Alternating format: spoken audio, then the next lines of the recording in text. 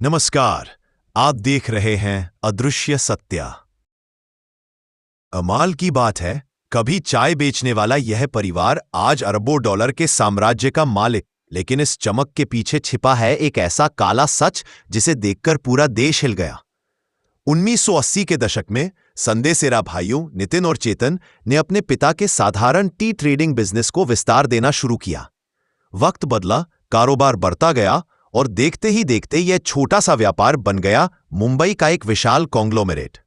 तेल और gas, health care, construction, engineering और फार्मास्यूटिकल ग्रेड जेलेटिन, जिसमें यह कंपनी दुनिया के प्रमुख उत्पादकों में शामिल हो गई। लेकिन यहीं से शुरू होता है अदृश्य सत्य। जांच एजेंसियों का दावा है कि इस चमकते साम्राज्य की नींव में सिर्फ मेहनत नहीं, बल्कि झूठ और जालसाजी के पुलिंदे थे। एजेंसियों के अनुसार फर्जी और गढ़े हुए दस्तावेज तैयार किए गए, बैंकों से हजारों करोड़ के लोन लिए गए और फिर उन पैसों को विदेशी कंपनियों, शेल खातों और जटिल नेटवर्क के जरिए बाहर भेजा गया। ये वही पैसा था जो भारत के 20 से ज्यादा बैंकों का था। ये वही घोटाला था जिसने देश पर 16,000 करोड़ रुपए से अधिक का बोझ डाल दिया। और जब मामला 2017 में गर्मा गया, संदेसेरा परिवार गैर कानूनी अल्बानियाई पासपोर्ट के सहारे देश छोड़कर नाइजीरिया भाग निकला। आज भी फरार है और भारत उन पर मुकदमा लड़ रहा है। यह है वो सच जिसे वर्षों तक छिपाया गया और अब सामने आ रहा है अदृश्य सत्य बनकर। यह है देश के सुनियोजित और सोचे समझे आर्थिक धोखाधड़ी मामलों में से एक माना जाता है।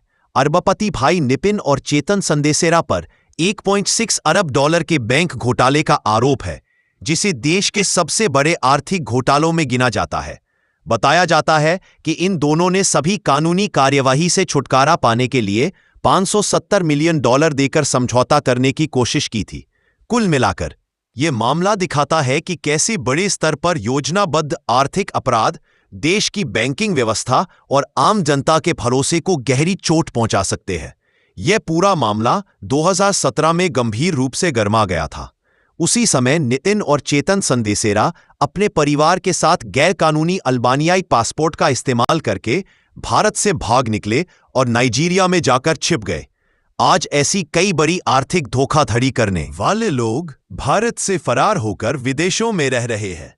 फ्यूजिटिव इकोनॉमिक ऑफेंडर्स की सूची में शामिल कुछ नाम इस प्रकार बताए जाते हैं: पुष्पेश बैद, आशीष जोबनपुत्रा, विजय माल्या, सनी कालरा, संजय कालरा, सुधीर कुमार कालरा, आरती कालरा, वर्षा कालरा, जतीन मेहता, उमेश पारेख, कमलेश पारेख, नीलेश पारेख, एकलव्य गर्ग, विनय मित्तल, नीरव मोदी, निश्चल मोदी और मेहुल चोकसी। यह सभी मामले इस बात की मिसाल हैं कि कैसे बड़े आर्थिक अपराध करके कई लोग विदेश भाग जाते हैं और भारतीय एजेंसियों को लंबी कानूनी प्रक्रिया के जरिए उन्हें वापस लाने के लिए संघर्ष करना पड़ता है।